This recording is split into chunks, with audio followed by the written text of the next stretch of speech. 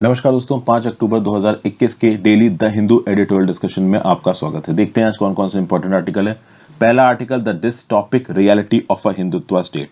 देखिए, अगर आपको योगी आदित्यनाथ जी से बहुत प्यार है, उनकी पॉलिसीज से बहुत प्यार है, तो आप इस आर्टिकल को पढ़ सकते हैं। देखिए, मैं जस्ट ह्यूमर में मजाक कर रहा हूँ। इस पर्टिकुलर आर्टिकल में योगी आदित्यनाथ जी की जो पॉलिसीज हैं, वो जो एक्सेसिव हिंदुत्व को फैला रहे हैं, मुस्लिम्स के अगेंस्ट जो हेट दिखा रहे हैं, उसके बारे में यहाँ पे बड़े अच्छे अच्छे व्यू पॉइंट दिए हुए हैं। आप चाहो तो पढ़ सकते हो। यहाँ पे कुछ भी एग्जाम्स के पर्सपेक्टिव से इंपॉर्टेंट है नहीं। इस प्रकार के आर्टिकल्स आप अवॉइड ही किया करो, ये आपके माइंड सेट को बहुत हद तक इन्फ्लुएंस करते हैं। ओवरऑल एक एक्सट्रीमिस्ट थॉट प्रोसेस को यहाँ पे बताते हैं। आप चाहे तो इसको इग्नोर कर सकते हो। अगर आपको किसी पर्टिकुलर लीडर की पॉलिसी नहीं पसंद आ रही है, आप सीधे उसको अगेंस्ट वोट दीजिए और उसको पावर से हटाइए, ना कि इस प्रकार के डिस्कशंस में इन्वॉल्व होइए। अगला आर्टिकल देखिए, दो आर्टिकल्स आज इन्वायरमेंट से रिलेटेड हम डिस्कस करने वाले हैं। ये है cities are taking climate action. यहाँ पे ऑथर ने बता रखा है कि भाई हमारे देश में कितनी सिटीज ने क्लाइमेट को लेके पॉलिसीज बनाई हैं और उन पॉलिसीज को किस हद तक और कितनी अच्छी तरीके से वो इंप्लीमेंट कर रहे हैं। तो इस आर्टिकल को देखेंगे। फिर स्मॉग टावर्स। देखिए, देश के अलग अलग हिस्सों में स्मॉग टावर्स लगाए जा रहे हैं। दिल्ली में 2 स्मॉग टावर लगे हैं, बेंगलुरु चंडीगढ़ में लगे हैं। लेकिन ऑथर का ये बोलना है कि ये स्मॉग टावर्स बहुत एफिशिएंट हैं पॉल्यूशन को हटाने में, ये कहीं पे भी प्रूव नहीं हुआ है। और ओवरऑल इन स्मॉग टावर्स को पैसा खत्म करके टैक्स पेयर का पैसा खराब किया जा रहा है। इन स्मॉग टावर्स को लगाने के बजाय अगर पैसे को बाकी कुछ इन्वायरमेंटल इनिशिएटिव्स में लगाया जाए तो चीजें सॉर्ट आउट की जा सकती हैं। तो स्मॉग टावर्स का अल्टरनेटिव यहाँ पे ऑथर क्या बता रहे हैं, इस अल्टरनेटिव को हम लोग समझने की कोशिश करेंगे। तो अच्छा आर्टिकल है, इसको देखेंगे। अभी एक और आर्टिकल यहाँ पे है इंटरनेशनल पॉलिसी से रिलेटेड। ऑलरेडी इसके बारे में बात कर चुके हैं पहले, ठीक है। फिर इंडिया का जो ग्रीन कवर है, इसके रिस्पेक्ट में एक और आर्टिकल देखिए। आज के डेट में जो एडिटोरियल में मैं 3 के 3 आर्टिकल्स डिस्कस कर रहा हूँ, वो ओवरऑल इन्वायरमेंट सस्टेनेबिलिटी से डिस्कस कर रहा हूँ। 2 इन्वायरमेंट के पहले बताए, एक इंडिया का जो फेडिंग ग्रीन कवर है उसके कंटेक्स्ट में आर्टिकल दिया हुआ है। मतलब इंडिया में कितनी जमीन फॉरेस्ट के अंदर आती है, दुनिया में कितनी जमीन फॉरेस्ट के अंदर आती है, कितनी और लैंड की चीजें सॉर्ट आउट हो जाएंगी, कैसा होना चाहिए फॉरेस्ट रेस्टोरेशन, एक्टिव होना चाहिए, पैसिव होना चाहिए, इसके बारे में अच्छा व्यू पॉइंट दिया है। इस व्यू पॉइंट को देखेंगे। तो ये 3 आर्टिकल्स और उसके साथ साथ एक और आर्टिकल, ये जो लखीमपुर सीरी खेरी का जो इंसिडेंट हुआ है, इसके पर्सपेक्ट में एक आर्टिकल यहाँ पे दिया हुआ है।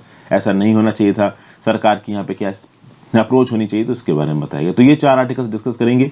एक ममता बनर्जी जी से भी रिलेटेड आर्टिकल है, भवानीपुर बाईपोल्स। इसके ऊपर पहले भी करंट में बात हो चुकी है, एक शॉर्ट बना चुका हूँ, तो कुछ भी यहाँ पे देखिए अलग है नहीं, ठीक है। बस यहाँ पे यही बताया गया है कि तृणमूल कांग्रेस ओवरऑल अपनी अप्रोच में बंगाल में जीत चुकी है और बीजेपी को आउटस्मार्ट कर चुकी है, ठीक है। तो 4 टोटल आर्टिकल्स, 3 एनवायरमेंट से रिलेटेड है और एक आपका लखीमपुर खेरी इंसिडेंट से रिलेटेड है। इनको डिस्कस करते हैं। अपने मेंबर्स का स्वागत कर लेते हैं, देखते हैं वो किसने किसने ज्वाइन किया है। तो अरानी जना ने हमको ज्वाइन किया। अरानी जना का ये second month as a member. Welcome back Arani Jana, thank you so much for joining. Jatin Nagpal ने हमको ज्वाइन किया। चंचल नायक ने हमको ज्वाइन किया। वरुण तुली ने हमको ज्वाइन किया। अनुराधना तिवारी ने हमको ज्वाइन किया। अनुराधना तिवारी का ये third month as a member. Welcome back Anuradhana, thank you so much for joining. Priya Narayan ने हमको ज्वाइन किया है। कोमल तियू ने हमको ज्वाइन किया है। देन अखिलेश देशमुख ने हमको ज्वाइन किया है। विशाल झा ने हमको ज्वाइन किया। विशाल झा का ये 4th month as a member. Welcome back Vishal, thank you so much for joining. जो लोग रिकरेंटली ज्वाइन करते हैं और लंबे समय के लिए ज्वाइन करते हैं, they are very very helpful. Then next, Sujit Kumar Das ने हमको ज्वाइन किया है। प्रियंका भारती ने हमको ज्वाइन किया है। जसप्रीत सिंह ने हमको ज्वाइन किया है। तो Jaspreet Singh, Priyanka Bharti, Sujit Kumar Das, Vishal Jha 4th month as a member. Welcome back Vishal. Akhilesh Deshmukh, Komal Tiyu, Priya Narayan, Anuradhana Tiwari का 3rd month as a member. Welcome back Anuradhana, thank you so much for joining back. Varun Tuli, next Chanchal Nayak, Jatin Nagpal and Arani Jana 2nd month as a member. Welcome back Arani. So thank you so much guys and girls for joining, thank you so much for your consistent support. Members only videos जल्दी ही शुरू हो जाएंगी। Thank you for helping me being sustainable in this highly competitive business. तो चलिए भाई, शुरुआत करते हैं। Cities are taking climate action. Climate resilience plans in Indian cities focus on isolated risks rather than preparing for multiple intersecting risk। देखिए यहाँ पे क्या समझाने की कोशिश की जा रही है। 23 सितंबर को महाराष्ट्र के जो एनवायरमेंट मिनिस्टर हैं आदित्य ठाकरे साहब, इन्होंने बोला है कि महाराष्ट्र में लगभग 43 सिटीज हैं they will join UN backed race to zero global campaign. ये रेस टू जीरो मतलब क्या है कि ओवरऑल जो आपके क्लाइमेट एमिशन है इनको आप जीरो करो, मतलब क्लाइमेट जो एमिशन है इनको न्यूट्रल करो, कार्बन न्यूट्रल करो, मतलब जितना आप ग्रीन हाउस गैसेस एमिट कर रहे हो उतनी ही अपने नेचुरल रिसोर्सेज के थ्रू क्लीन आउट भी कर दो। और ओवरऑल इस प्रोसीजर में नई जॉब्स क्रिएट होंगी, क्लाइमेट चेंज की जो भी गोल्स हैं, सस्टेनेबल डेवलपमेंट के जो भी गोल्स हैं, इनको भी यहाँ पे मीट किया जाएगा।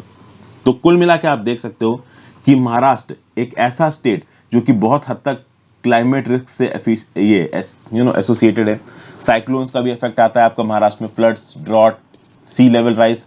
तो अगर आप ईस्टर्न महाराष्ट्र में चले जाएंगे, ओवरऑल जो समुंदर से दूर वाला इलाका है वहाँ पे बहुत भीषण गर्मी पड़ती है, ड्रॉट पड़ जाता है, सूखा पड़ जाता है, फ्लड्स आ जाते हैं कोस्टल इलाकों में। महाराष्ट्र में, मुंबई में जब मानसून समय पे पानी बरसता है पूरा मुंबई ऐसे लगता है डूब गई हो। सी लेवल राइज से भी इफेक्ट होगा महाराष्ट्र आगे आने वाले समय में। साइक्लोन्स भी कभी कभी जब तट पे आ जाते हैं तो महाराष्ट्र में भारी तबाही मचाते हैं। तो इसके चलते महाराष्ट्र की सिटीज में ओवरऑल पॉलिसी एक्शन लिया जा रहा है क्लाइमेट रेजिलिएंट डेवलपमेंट के लिए। तो ये एक अच्छी खबर है और ऐसी अच्छी खबरें बहुत सी सिटीज में हमको देखने को मिल रही है। अच्छा, वीडियो पे लाइक का बटन अगर नहीं दबाया हो तो दोस्तों दबा दो, चैनल को शेयर नहीं किया है, अगर सब्सक्राइब नहीं किया तो कर लीजिए और प्लीज ज्वाइन बटन दबा के हेल्प करें, that is specifically very very helpful. Instagram पे फॉलो कर लीजिए, टेलीग्राम ग्रुप ज्वाइन कर लीजिए, हर चीज का लिंक आपको नीचे डिस्क्रिप्शन बॉक्स में दे रखा है। तो देखिए क्या बताया जा रहा है, Indian cities have often been singled out for not doing enough on climate change. अक्सर कर भारत के शहरों के ऊपर ये इल्जाम लगाया जाता है कि क्लाइमेट चेंज के कंटेक्स्ट में भारत के शहर इनफ नहीं कर रहे हैं। इसको एग्जामिन करने के लिए यहाँ पे ऑथर्स ने एक स्टडी की और इस स्टडी से पता चला कि भारत में 53 ऐसे शहर जहाँ पे पॉपुलेशन 1 मिलियन से ज्यादा की है, उनमें से अप्रोक्सीमेटली आधे शहरों ने अपना खुद का क्लाइमेट प्लान बनाया है और उस क्लाइमेट प्लान के तहत उन्होंने क्लाइमेट रेजिलियंस प्रोजेक्ट्स को सेटअप किया है, जिसके चलते ओवरऑल जो भी क्लाइमेट इश्यूज उस पर्टिकुलर सिटी में आ रहे हैं उसको वहां की एडमिनिस्ट्रेशन सॉर्ट आउट करने की कोशिश कर रही है। और लगभग इन 53 इंडियन सिटीज में से 18 सिटीज ऐसी हैं जो कि इन प्रोजेक्ट्स को एक्चुअल ग्राउंड लेवल पे इंप्लीमेंट कर रही हैं। तो टोटल 53 सिटीज 1 मिलियन से ज्यादा आबादी की, इसमें से लगभग आधी सिटीज में क्लाइमेट प्लान बनाए गए हैं और लगभग 18 सिटीज में उन क्लाइमेट प्लान को ग्राउंड लेवल पे इंप्लीमेंट भी किया जा रहा है। तो ये एक इनकरेजिंग फर्स्ट स्टेप है। फ्लड से आने से, वाटर स्कार्सिटी से, साइक्लोन से, स्टॉर्म सर्जेस से इन स्टेट्स को पता चल रहा है कि हाँ भाई, ये जो क्लाइमेट चेंज का जो खतरा है ये काफ़ी रियल है और इसके साथ टैकल करना बहुत ज़्यादा ज़रूरी है। लेकिन प्रॉब्लम यहाँ पे है कि इम्प्लीमेंटेशन सेक्टोरल प्रोजेक्ट्स के थ्रू हो रहा है, आइसोलेटेड रिस्क को एड्रेस करने की कोशिश की जा रही है, कंसोलिडेटेड तरीके से प्रॉब्लम को टैकल नहीं किया जा रहा है। तो आप देखोगे कि अलग अलग स्टेट्स में, अलग अलग शहरों में हीट वेव्स को झेलने के लिए, वाटर स्कार्सिटी को झेलने के लिए, एक्सट्रीम रेनफॉल, इन सब को झेलने के लिए इंडिविजुअल प्रोजेक्ट्स बनाए गए हैं। लेकिन ये इंडिविजुअल प्रोजेक्ट्स होलिस्टिक लेवल पे चीज़ों को सॉर्ट आउट नहीं कर सकते।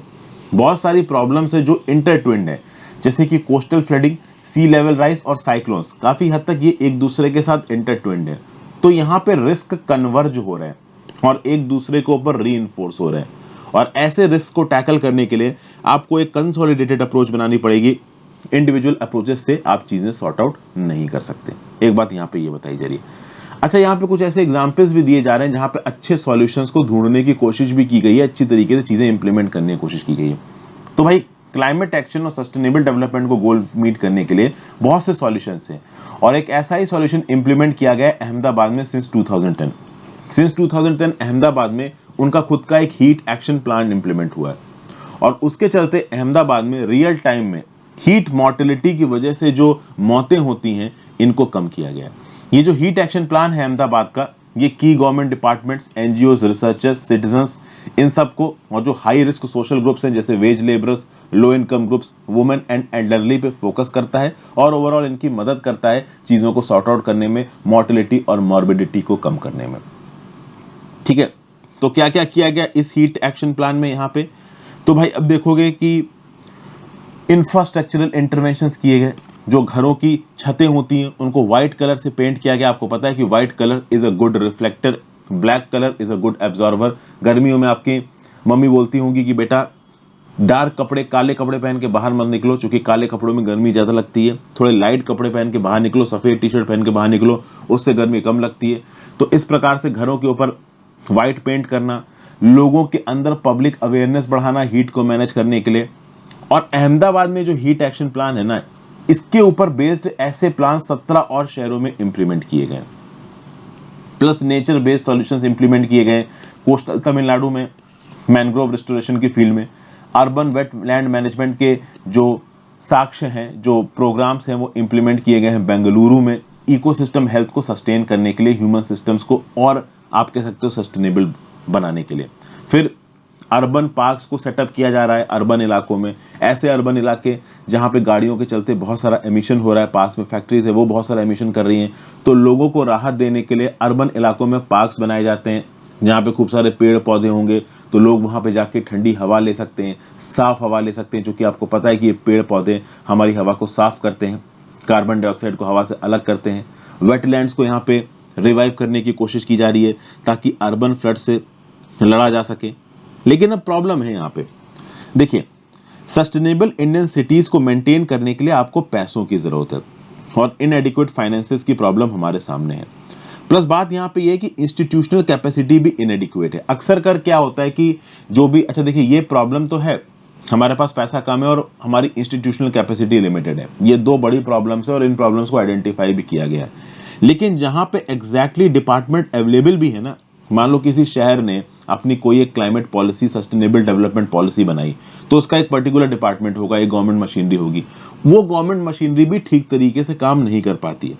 तो जहां जहां पे डिपार्टमेंट बना दिए गए हैं वहां वहां पे लॉन्ग टर्म में वो डिपार्टमेंट सही तरीके से काम कर पाए, उनके पास एडिक्वेट फाइनेंसेस अवेलेबल करवाना, उनके पास proper scientific and development, research and development के एवेन्यूज अवेलेबल करवा पाना, कम्युनिकेशन चैनल्स को डिपार्टमेंट्स में ओपन रखना, हॉरिजॉन्टल और वर्टिकल शेयरिंग करना, सिविल सोसाइटी और एनजीओस के मेंबर्स को रियल टाइम में इन्वॉल्व करना, यूनिसेफ जैसे ऑर्गेनाइजेशंस को इन्वॉल्व करना, जिससे आगे आने वाले समय में लॉन्ग टर्म में चीज़ों को सस्टेनेबल तरीके से किया जा सके, लोगों को सिखाना कि अपने बिहेवियर को बदलो, अपने लाइफस्टाइल को बदलो, ये सब बातें, लोकल बायोडाइवर्सिटी को इन्हेंस करना, ऑर्गेनिक वेस्ट को कंपोस्ट करना, लैंडफिल के ऊपर प्रेशर कम करना, वेस्ट प्रोसेसिंग को बढ़ाना। इसके लिए सरकार तो अलग से कोशिश कर ही रही है, साथ साथ लोगों को भी यहाँ पे अपना रोल प्ले करना पड़ेगा, हर चीज सरकार के ऊपर नहीं डाली जा सकती। तो इसी कंटेक्स्ट में जो महाराष्ट्र में ये जो नए प्रोग्राम्स इंप्लीमेंट किए जा रहे हैं, इसमें लोगों को भी अपना रोल प्ले करना है, साथ साथ दूसरे स्टेट्स को भी महाराष्ट्र के इस एग्जाम्पल से सीखना है कि आप भी कुछ ऐसा करिए ताकि अपने यहाँ पे जो सस्टेनेबल डेवलपमेंट की प्रॉब्लम है इससे इफेक्टिवली टैकल किया जा सके। ठीक है भाई, तो ये हमने एक व्यू पॉइंट देखा। नेक्स्ट बात करेंगे science over smog towers. Okay, like button ना दबाओ तो दबा दो दोस्तों, याद दिलाना जरूरी होता है, क्योंकि अगर आप 4-5 हज़ार लोग भी वीडियो देख रहे हैं तो 1000 लाइक बड़ी मुश्किल से होते हैं, अरे कम से कम 1500 तक तो पहुंचा दो लाइकों को।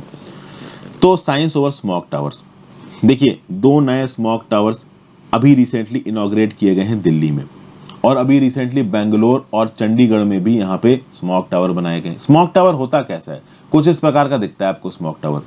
तो ये जो ऊपर वाली चिमनी सी आपको नजर आ रही, चिमनी तो खैर नहीं, ये इनटेक होता है यहाँ से पॉल्यूटेड एयर का, फिर बीच में यहाँ पे बहुत सारे फिल्टर्स लगे हैं, इन फिल्टर से वो पॉल्यूटेड एयर साफ होगी और यहाँ से जो साफ हवा है वो बाहर निकल जाएगी।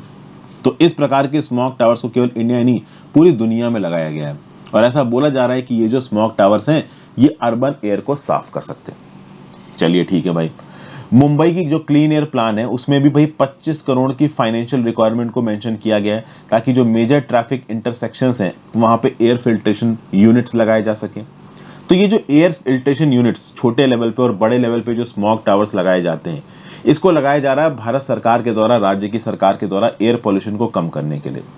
लेकिन अक्सर कर ऐसा बोला जाता है कि ये जो इंटरवेंशंस हैं ये सिंबॉलिक हैं, दे डोंट रिप्रेजेंट साइंस। मतलब कि ओवरऑल ऐसा दिखा रहे हैं ये इंटरवेंशंस कि हाँ भाई हम हवा साफ कर रहे हैं, बट एक्चुअली में हवा साफ हो नहीं रही है, बस एक सिंबॉलिक गेस्चर है। जैसे फॉर एग्जांपल रिसेंटली दिल्ली सरकार ने क्लेम किया कि कनॉट प्लेस में उन्होंने जो स्मॉग टावर लगाया है इससे air pollution level local basis पे कनॉट प्लेस में 80% कम हो जाएंगे। लेकिन साइंटिफिकली ये बात सच नहीं है, कोई भी ऐसा साइंटिफिक एविडेंस हमारे सामने नहीं है जिससे ये बात प्रूव की जा सके कि कनॉट प्लेस में लगे स्मॉग पावर से 80% पॉल्यूशन कम होगा। ऐसा कुछ भी होने वाला नहीं है, ऐसा यहाँ पे बोल रहा है ऑथर का ये बोलना है कि देखिए इस प्रकार के स्मॉग टावर्स, इस प्रकार के एयर फिल्ट्रेशन यूनिट्स चाइना में भी लगाए गए हैं, और चाइना में इस पर्टिकुलर इनिशिएटिव को बहुत ज़्यादा आगे नहीं बढ़ाया गया, क्योंकि वहाँ पे भी जो एक्सपर्ट्स थे उनको पता चल गया कि इनसे ज़्यादा फायदा मिल नहीं पा रहा है। तो ये जो स्मॉग टावर्स हैं ये बस इल्यूजन पैदा करते हैं, एक धोखा सा पैदा करते हैं लोगों की आंखों में कि हाँ भाई प्रोग्रेस हो रही है, हमें क्लीन एयर मिल रही है, बट एक्चुअली में कोई क्लीन एयर नहीं मिल रही होती है। करोड़ों की तादाद में टैक्स पेयर के मनी को यहाँ पे स्मॉग टावर्स और फिल्ट्रेशन यूनिट्स लगाने में खर्च कर दिया जाता है, और एक्चुअली में हवा के पॉल्यूशन लेवल्स में कोई भी इजाफा नहीं होता है। और इससे होता यह है कि जो सच में अच्छे इंटरवेंशंस हैं उसको अवॉइड कर देते हैं policy makers. Policy makers vote bank पाने के लिए, इलेक्शन जीतने के लिए दुनिया को दिखाते हैं कि देखो हमने ये एयर फिल्ट्रेशन यूनिट लगाई, हमने ये स्मॉग टावर लगाया, बट एक्चुअली में यहाँ पे फायदा नहीं हो रहा होता है। अब समझने की जरूरत यहाँ पे ये है कि भाई अगर स्मॉग टावर से फायदा नहीं हो रहा है तो हो किससे रहा है।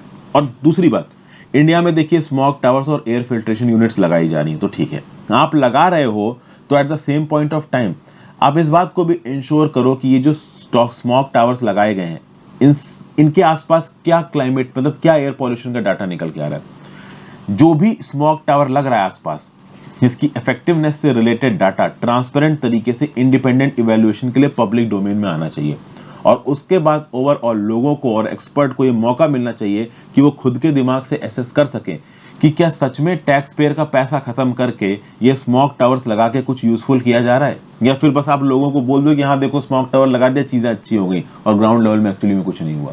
तो मतलब ये ऑथर तो सीधे सीधे बोल रहा है कि स्मॉग टावर लगाने से कुछ नहीं होगा, और इसने ये बोला है, ओपन चैलेंज सा दिया है कि अगर आपको ऐसा लगता है कि स्मॉग टावर लगाने से कुछ होगा तो भाई उसकी इफेक्टिवनेस का डाटा आप पब्लिक डोमेन में लेके आओ और एक्सपर्ट्स को ओवरऑल चीजों को डेसिफर करने दो, दूध का दूध पानी का पानी हो जाएगा। तो चलो ठीक है, ऑथर ने स्मॉग टावर के अगेंस्ट बोल दिया, हम समझ सकते हैं। तो अब स्मॉग टावर का अल्टरनेटिव क्या है अगर स्मॉग टावर अच्छा नहीं है, तो ये यहां पे देखते हैं क्या बताया जा रहा है। पहला तो ऑथर बोल रहा है कि policy maker should expand air pollution monitoring in areas with limited और no air quality monitoring strength forecasting capacity across cities. दो चीजें बोली, वो इलाके जहां पे एयर पॉल्यूशन की मॉनिटरिंग के लिए कोई भी इंस्ट्रूमेंट नहीं लगाया गया है। आपको पता है दिल्ली मुंबई जैसे शहरों में एयर पॉल्यूशन की मॉनिटरिंग के लिए इंस्ट्रूमेंट लगे रहते हैं, central pollution control board, state pollution control board इस प्रकार के इंस्टीट्यूशन ये इंस्ट्रूमेंट्स को इंस्टॉल करता है। ठीक है, बहुत से शहर हैं ऐसे इंडिया के जहां पे इस प्रकार के इंस्ट्रूमेंट्स को इंस्टॉल नहीं किया गया, तो पहले ऐसे इंस्ट्रूमेंट्स को इंस्टॉल किया जाए, ऐसा बोला जा रहा है यहाँ पे। दूसरा, फोरकास्टिंग कैपेसिटी को आप स्ट्रांग करो। वो कैसे स्ट्रांग करोगे अभी बात करते हैं। तो इंडिया में 132 ऐसे शहर हैं that don't meet the national ambient air quality standards, और ऐसे 132 शहरों में 75 शहरों में single real time monitoring station भी नहीं है। अब आप बोलोगे सर कि 132 ऐसे शहर हैं जहां पे national ambient air quality standards meet नहीं हो रहे, तो वहां पे भी तो मेजर किया गया होगा। जी हाँ, मेजर किया गया है, लेकिन वहां पे मेजरिंग इक्विपमेंट रियल टाइम में नहीं लगाया गया है। तो रियल टाइम में हवा का पॉल्यूशन ज्यादा हुआ कम हुआ, इसको मेजर करने के लिए कोई प्रॉपर इंफ्रास्ट्रक्चर नहीं बना है। ऐसे मॉनिटरिंग इंफ्रास्ट्रक्चर को इंस्टॉल करने की जरूरत है, low cost air quality monitors को इंस्टॉल करने की जरूरत है, ताकि रियल टाइम में लोगों को पता चल सके। ट्रैफिक सिग्नल्स पे पब्लिक डोमेन में आप ये एयर पॉल्यूशन मीटर्स लगा दो, लोगों को पता चले कि भाई हवा में कितना पॉल्यूशन है, और लोगों को जब पता चलेगा कि हवा में पॉल्यूशन ज्यादा है तब लोग पीछे पड़ेंगे लोकल रिप्रेजेंटेटिव्स के, सरकारों के। सरकार कभी कभी ये पॉल्यूशन मॉनिटरिंग की इंस्ट्रूमेंट्स इसलिए नहीं लगाती हैं क्योंकि वो चाहती नहीं कि उनके ऊपर लोगों का प्रेशर आए। सरकारों को भी पता है कि पॉल्यूशन ज्यादा है, लेकिन अगर पॉल्यूशन का रियल लेवल लोगों को बता दोगे तो लोग तो आपके सर पे चढ़ जाएंगे ना। तो सरकार लगाती ही नहीं है, कहती कोई मतलब स्मॉग टावर लगा दो और बोलो देखो हमने साफ सफाई के लिए तुम्हारी हवा के लिए स्मॉग टावर लगा दिया, देखो ये सबको साफ कर रहा है। एक्चुअली में कितना साफ कर रहा है आपको पता नहीं है। आपको कब पता चलेगा? जब प्रॉपर कोई पॉल्यूशन मेजरिंग मीटर लगाओ, और मीटर वहां लगे नहीं है। समझ गए? प्लस यहां पे ऑथर एक और बात कह रहा है कि किसी एक पर्टिकुलर जगह पे आगे आने वाले समय में एयर पॉल्यूशन कितना गंदा हो जाएगा, इसके लिए फोरकास्टिंग सिस्टम्स को भी लगाना चाहिए। और ये फोरकास्टिंग सिस्टम्स रियल टाइम में साइंटिफिक इंस्टीट्यूशंस के साथ कोलैबोरेट करें, ताकि ट्रांसपेरेंट तरीके से फाइंडिंग्स को यहां पे पब्लिश किया जा सके। तो अगर मान लो air pollution control measuring instruments लगे हुए हैं, साथ साथ फोरकास्टिंग में सैटेलाइट की ये बताया जा रहा है कि आगे आने वाले समय में पॉल्यूशन और बिगड़ सकता है, तो उस केस में जो लोकल लेवल पे गवर्नमेंट है वो ट्रेवल रिस्ट्रिक्शंस लगा सकती है। ठीक है, आप गाड़ियां कम निकालो घर के बाहर, कॉमर्शियल एक्टिविटीज कम करो, जो भी ऑफिस जाने वाले लोग हैं उनको लोकल लेवल पे इंस्ट्रक्शंस दिए जा सकते हैं कि घर पे ही बैठ के काम करो, हाई पॉल्यूशन डेज पे बाहर निकलने की जरूरत नहीं है। तो इस प्रकार के बहुत सारे इंटरवेंशंस किए जा सकें किए जा सकते हैं अगर किसी एक पर्टिकुलर जगह पे आपने रियल टाइम में पॉल्यूशन मॉनिटरिंग इंस्ट्रूमेंट लगा रखा है, उसके साथ साथ आपने फोरकास्टिंग मैकेनिज्म को स्ट्रॉन्ग कर रखा है। दूसरा भाई ये बताया जा रहा है कि city level emission inventories must be updated periodically. इसका क्या मतलब है? देखिए, until last year over 75% of our clean city air plants did not contain vital transmission on emissions from different polluting sources। भाई अलग अलग पॉल्यूशन के सोर्सेस से कितना पॉल्यूशन निकल रहा है और उस पॉल्यूशन में SF6 कितना है, ओजोन कितना है, कार्बन डाइऑक्साइड कितनी, नाइट्रोजन ऑक्साइड कितनी है, ये जो सेग्रीगेशन है ये क्लियर होना चाहिए। कहां से पॉल्यूशन आ रहा है, कितना आ रहा है और क्या क्या डोमेन्स में क्या क्या अलग अलग गैसेस में पॉल्यूशन बटा हुआ है, SF6 कितना है, ठीक है ना, पार्टिकुलेट मैटर 2.5 कितना है, पार्टिकुलेट मैटर 10 कितना है। तो इससे क्या होगा? इससे होगा कि क्रिटिकल डाटा हमको मिलेगा और इन क्रिटिकल डाटा के बेसिस पे इफेक्टिव पॉलिसीज बनाई जा सकती हैं। जो लोग हैं वो ग्राउंड लेवल पे अपने घरों में जाके एसी में बैठ जाएंगे, अपने आप को थोड़े समय के लिए बचा लेंगे।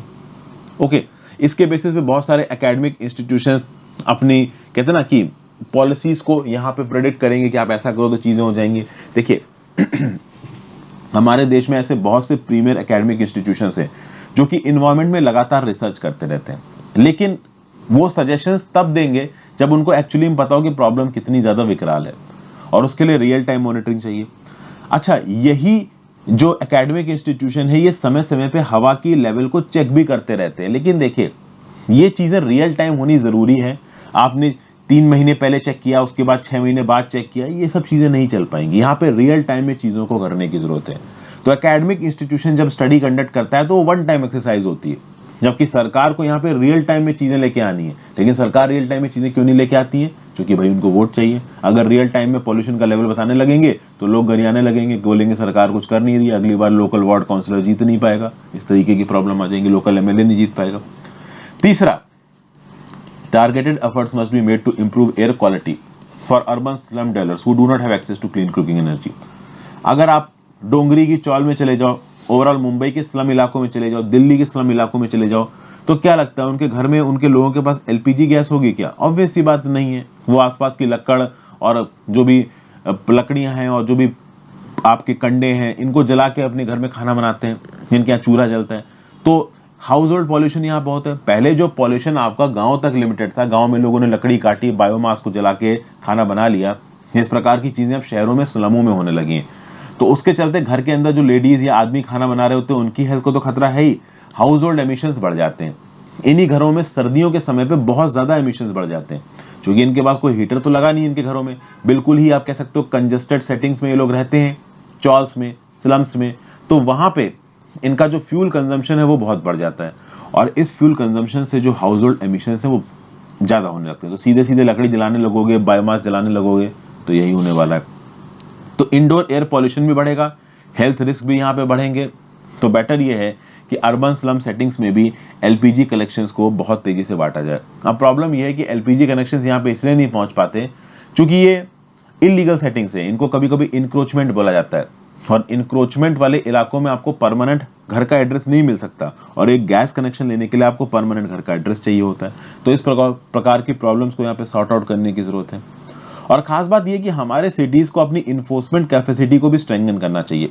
लोगों के अंदर इन्वेस्ट करो, सिस्टम्स के अंदर इन्वेस्ट करो, ओके, तब जाके चीजें क्लीन हो पाएंगी। टेक्नोलॉजिकल फिक्सेस चाहिए, केवल केंद्र सरकार, राज्य सरकार के इन्वॉल्व होने से काम नहीं चलेगा, लोगों को भी ग्राउंड लेवल पे अपना रोल प्ले करना पड़ेगा।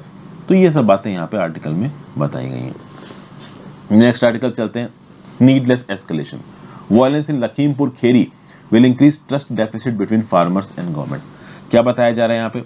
भाई 8 लोगों की डेथ हो गई, 4 लोगों के ऊपर कॉन्वॉय चढ़ गया, किसका?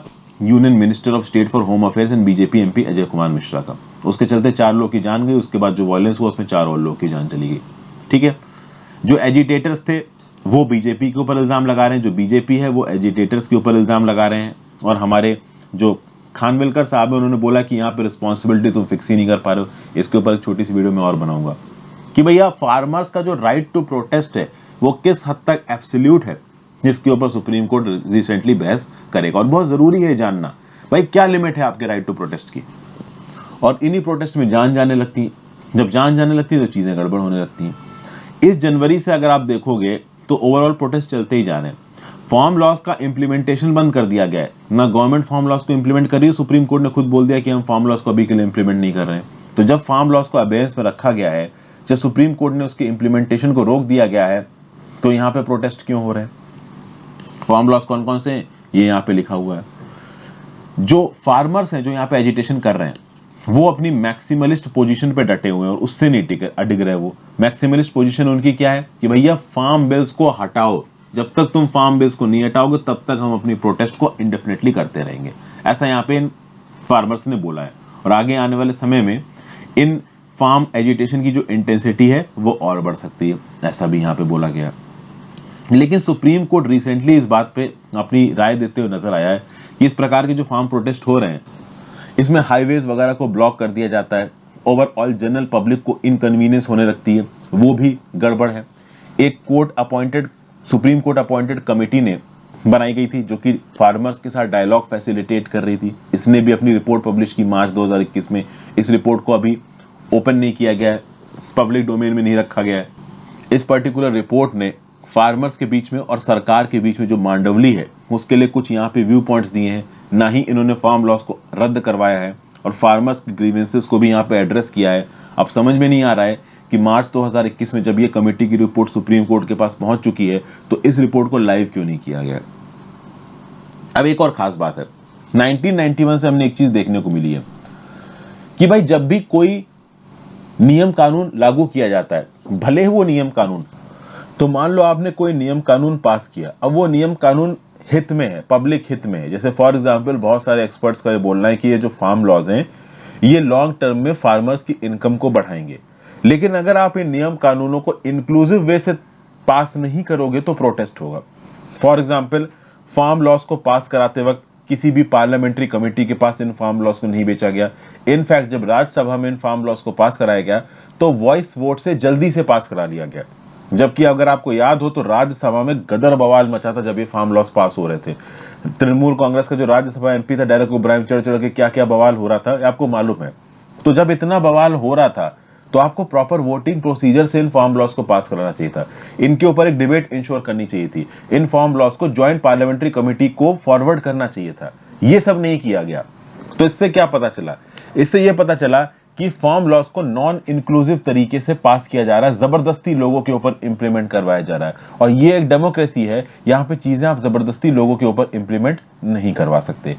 अच्छा, एक और बात यहाँ पे सच है कि फार्म लॉस के अगेंस्ट जो अपोजिशन आ रहा है ना, ये अपोजिशन प्राइमरली 3 जगहों से आ रहा है। एक तो पंजाब से, एक हरियाणा से, एक वेस्टर्न उत्तर प्रदेश से। ये वो पर्टिकुलर इलाके हैं जिनको ग्रीन रेवोल्यूशन से सबसे ज्यादा फायदा हुआ था। ये वो इलाके हैं जहां पे मिनिमम सपोर्ट प्राइस का बेनिफिट फार्मर सबसे ज्यादा उठाते हैं, जहां पे मंडीज में सरकार सबसे ज्यादा खरीदारी करती है, एफसीआई बहुत खरीदारी करती है। तो अगर आगे आने वाले समय में प्राइवेट मंडियां आती हैं और agricultural procurement under minimum support price घटता है तो सबसे ज्यादा नुकसान इस इलाके के फार्मर्स को होगा। इसलिए इस इलाके के फार्मर्स चाहते हैं कि मिनिमम सपोर्ट प्राइस के इंस्टीट्यूशन को, इसके मैकेनिज्म को आप स्टैट्यूटरी बेसिस दे दो, मतलब एक नियम कानून पास करके आप मिनिमम सपोर्ट प्राइस को परमानेंट कर दो। अब देखिए, सब्सिडीज कभी परमानेंट नहीं की जा सकती।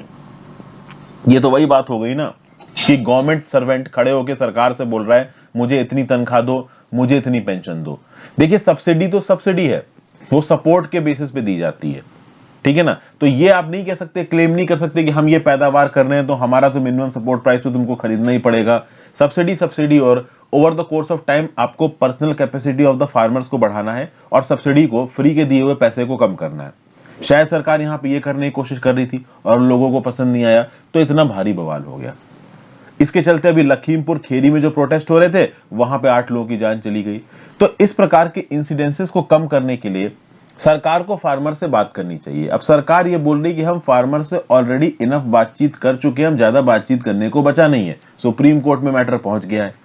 एक तरफ फार्मर्स ने ऑलरेडी फार्म बिल्स के इंप्लीमेंटेशन को रोक दिया है, at the same point of time वो प्रोटेस्ट भी कर रहे हैं इन फार्म बिल्स को पूरा खत्म करने के लिए। तो कुल मिला के उनके पास प्रोटेस्ट की कितनी ताकत है, इसको लेके भी रिसेंटली सुप्रीम कोर्ट में बहस हो रही है। तो एंड में ऑथर यहाँ पे बस यही एक सॉल्यूशन दे रहा है कि केंद्र की सरकार को फिर से यहाँ पे बातचीत करनी चाहिए, फिर से इस प्रकार का कोई बिल पार्लियामेंट में इंट्रोड्यूस करवा के उसको पार्लियामेंट्री कमेटी के पास रेफर करके एक इंक्लूसिव तरीके से इस प्रकार के नियम कानून को लाने की कोशिश की जानी चाहिए। हालांकि अब इस प्रकार के नियम कानून को फिर से पार्लियामेंट में इंट्रोड्यूस करके ला पाना बहुत मुश्किल होगा। फार्मर्स को डर इस बात का है कि आपने अबेयंस में रखा है, सस्पेंशन में रखा है फार्म बिल्स को, आपने फार्म बिल खत्म नहीं किए, तो कल की डेट में आज से 1 साल बाद, 1.5 साल बाद, 2 साल बाद सुप्रीम कोर्ट बोल देती है कि हाँ भाई फार्म बिल इंप्लीमेंट हो रहा, तो फिर से इंप्लीमेंट होना शुरू हो जाएगा, तो वो हमारे लिए सही नहीं होगा। इसलिए फार्मर्स लगातार एजिटेशन कर रहे हैं इसको खत्म करने के लिए। तो कुल मिला के हालात ग्राउंड लेवल पे अच्छे हैं नहीं, और यहाँ पे एक्टिव कंसल्टेशन की जरूरत है। किसके किसके बीच में? सरकार के बीच में, फार्मर्स के बीच में। इस कंसल्टेशन को सुप्रीम कोर्ट प्रमोट करने की भी कोशिश कर रहा है, लेकिन अब दोनों पार्टीज अड़ी हुई हैं। खासकर फार्मर्स इस बात पे अड़े हुए हैं कि फार्म बिल्स हटाओ, एमएसपी को स्टैट्यूटरी बेसिस दो। सरकार ये करने के लिए तैयार नहीं है। तो देखते हैं ये मुद्दा कितना लंबा खींचता है। नेक्स्ट बात करते हैं tap roots to help restore India's fading green cover. In forest restoration the participation of local communities and adequate financial incentives are essential. देखिए, अगर दुनिया भर में फॉरेस्ट कवरेज की बात की जाए तो अर्थ की टोटल लैंड सरफेस का 30% भाई फॉरेस्ट है, और ये जो फॉरेस्ट हैं they provide a wide variety of ecosystem services and support countless and diverse species. तो फॉरेस्ट इकोसिस्टम सर्विसेज प्रोवाइड करती हैं, ऑक्सीजन देती हैं, ओवरऑल टेम्परेचर को बैलेंस करके रखती हैं, साथ साथ स्पेशीज को भी सपोर्ट करती हैं। तो क्लाइमेट स्टेबलाइजेशन, कार्बन को सीक्वेस्टर करना, वाटर रिजीम को रेगुलेट करना, तो ये इन पेड़ों की ही रूट्स होती हैं जो बहते हुए पानी को पकड़ के ग्राउंड वाटर को रिचार्ज करती हैं। ग्राउंड वाटर एक्विफर्स लगातार रिक्यूपरेट होते रहते हैं इन फॉरेस्ट की वजह से। अब फॉरेस्ट नहीं होंगे तो ग्राउंड वाटर भी एक समय पे खत्म हो जाएगा। State of the world forest report 2020 का क्या बोलना है? That since 1990 about 420 million hectares of forest, मतलब 42 crore hectares of forest have been lost due to deforestation, conversion and land degradation. इस 420 मिलियन हेक्टेयर्स में केवल डिफॉरेस्टेशन की वजह से 178 मिलियन हेक्टेयर्स लॉस्ट हुआ है बिटवीन 1990 एंड 2020। और इंडिया में from 1951 to 1995 4.769 million hectares of forest land loss हुआ है ड्यू टू डिफरेंट रीजंस। ये कुछ इंपॉर्टेंट स्टैटिस्टिक्स हैं। ये स्टैटिस्टिक्स एनवायरनमेंट से रिलेटेड क्वेश्चंस में आप लिख सकते हो यूजफुल तरीके से, इसलिए इनको जरूर अपने नोट्स में इनकॉर्पोरेट कर लो।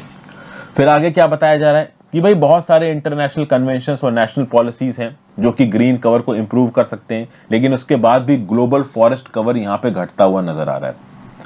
और इसीलिए आप देखोगे कि अलग अलग कंट्रीज में बहुत सारी फॉरेस्ट रेस्टोरेशन एक्टिविटीज चलाई जा रही हैं, ट्री को प्लांट किया जा रहा है। 2021 से लेकर 2030 के डेकेड को UN decade on the ecosystem restoration बोला गया, ताकि एनवायरमेंटल कंडीशंस को इंप्रूव किया जा सके, ह्यूमन कम्युनिटीज को एनहांस किया जा सके। तो ओवरऑल कोशिश तो बहुत की जा रही है हमारे एनवायरमेंट को सुधारने की, लेकिन रेस्टोरेशन करना इतना आसान नहीं है। रेस्टोरेशन में क्या किया जाएगा? आप डिग्रेडेड और डिफॉरेस्टेड लैंडस्केप में फिर से फॉरेस्ट लाने की कोशिश करोगे। इसके लिए बहुत सारे इंटरवेंशंस यहां पे किए जाएंगे, ठीक है। तो building and maintaining activities help to improve ecological functions, भाई रेजिलिएंट फॉरेस्ट को लेके आना, उनकी प्रोडक्टिविटी को बढ़ाना। ओवरऑल अगर आप इंडिया की बात करो तो इंडिया में 10 बायोजियोग्राफिकल रीजन्स हैं, 4 बायोडाइवर्सिटी हॉटस्पॉट्स हैं, इंडिया में 10% of the world's flora and fauna है। तो हमारे फॉरेस्ट को रिक्यूपरेट करने की जरूरत है। भाई देखिए, dependence on forest by nearly 18% of the global human population has put immense pressure on ecosystem. Forested इलाकों में पूरी दुनिया में 18% दुनिया की आबादी रहती है, और ये दुनिया की आबादी फॉरेस्ट से ही अपने रिसोर्सेज निकालती है, तो फॉरेस्ट के ऊपर भी प्रेशर आता है। 41% of the world's forest have been degraded. और इसीलिए आप देखोगे कि इंडिया में फॉरेस्ट डिग्रेडेशन के चैलेंज को कॉम्बैट करने के लिए बॉन्ड चैलेंज ज्वाइन किया इंडिया ने, और इंडिया ने बोला कि भाई हम लोग 21 मिलियन हेक्टेयर्स का डिग्रेडेड और डिफॉरेस्टेड लैंड को रिक्यूपरेट करेंगे, रिवाइव करेंगे। और बाद में इंडिया ने बोला कि 2030 तक हम लोग 26 मिलियन हेक्टेयर्स को रिवाइव करेंगे। और 2011 से लेकर अब तक इंडिया में 9.8 मिलियन हेक्टेयर्स फॉरेस्ट को रिवाइव किया जा चुका है। ये एक काफी अच्छा चैलेंज है, लेकिन at the same point of time degradation हो रहा है, डिफॉरेस्टेशन हो रहा है। तो हम रिवाइव भी कर रहे हैं डिग्रेडेड लैंड को, साथ साथ जो प्रेजेंट फॉरेस्ट लैंड है वो भी कम होता जा रहा है। हमें करना क्या है कि जो डिग्रेडेड लैंड है उसको तो रिक्यूपरेट करना ही है, साथ साथ जो प्रेजेंट फॉरेस्ट कवर है उसको नहीं तबाह होने देना है। लेकिन भाई चूंकि लैंड प्रेशर बढ़ रहा है, एग्रीकल्चर के लिए ज्यादा जमीन चाहिए, ओवरऑल माइनिंग के लिए फॉरेस्ट को साफ किया जा रहा है, एग्रीकल्चर प्रोडक्ट्स, डैम्स वगैरह के लिए फॉरेस्ट को साफ किया जा रहा है, तो फॉरेस्ट डिग्रेडेशन रुक नहीं रहा है, ठीक है। तो ये सब यहां पे हमारे सामने चैलेंजेस आ रहे हैं। अब देखिए यहां पे कुछ और बातें बोली गई हैं। अगर आप फॉरेस्ट का रिस्टोरेशन कर रहे हो, किसी एक पर्टिकुलर इलाके में फॉरेस्ट को उगाने की कोशिश कर रहे हो, तो आपको लोकल इकोलॉजी में ध्यान में रखना पड़ेगा।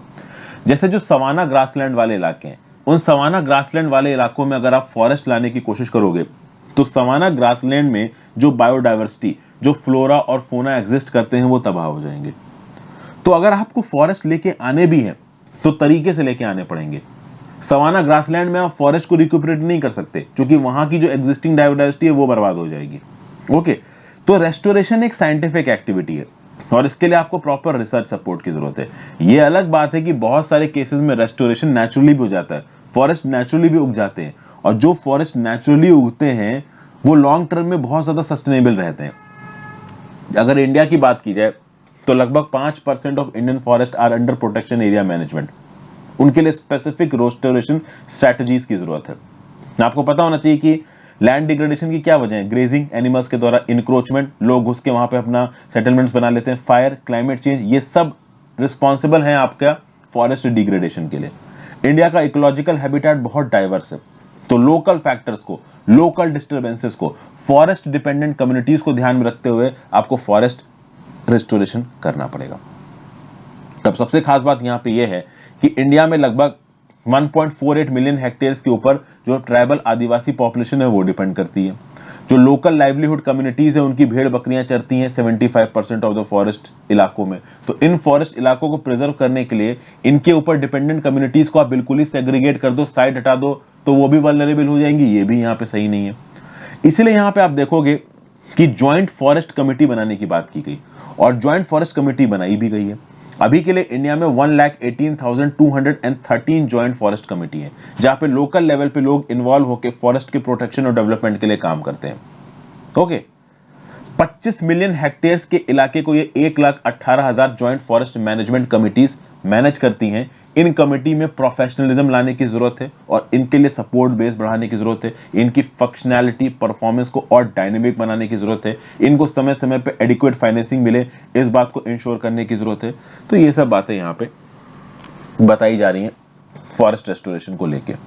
दो प्रकार के फॉरेस्ट रेस्टोरेशन होते हैं। एक तो प्रोएक्टिव फॉरेस्ट रेस्टोरेशन, जहां पे एक्टिवली आप फॉरेस्ट के सीड्स को लगा के फॉरेस्ट को रिक्यूपरेट करने की कोशिश कर रहे हो।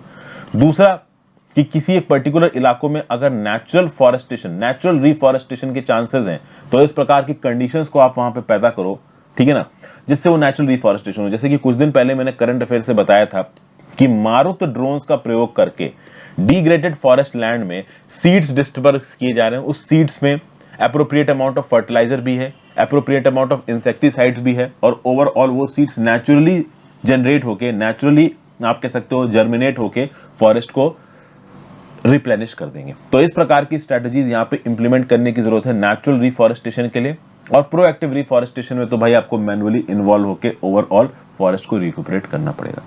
तो ये था आज का एडिटोरियल एनालिसिस दोस्तों। आई होप आपको कुछ ना कुछ यूजफुल यहाँ पे जानने को मिला हो। अपने व्यू पॉइंट नीचे कमेंट बॉक्स में जरूर दीजिएगा। कमेंट करके वीडियो के एंगेजमेंट को बढ़ाएं। इस एंगेजमेंट के बढ़ने से ही यूट्यूब वीडियोस को रेकमेंड करता है। इंस्टाग्राम पे फॉलो कर लीजिए, टेलीग्राम ग्रुप ज्वाइन कर लीजिए। हर चीज का लिंक नीचे आपको डिस्क्रिप्शन बॉक्स में दे रखा है, और हो सके तो ज्वाइन बटन दबा के हेल्प करें, that is specifically very helpful. Have a great day friends, good bye, take care, ध्यान रखिए अपना।